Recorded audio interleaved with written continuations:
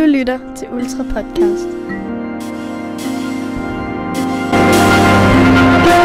Måske have sådan noget, der går ned langs siden af kinden eller sådan noget, men ikke sådan langt hår. Sådan et sensei-skæg, som sådan pæk, ligesom et mustache, men så bare går nedad. Bare sådan langt nedad. Ligesom en snor. Ja, og sådan en snor, der bare hænger over læben, bare sådan, og så bare går nedad. Hår på pikken. Ja.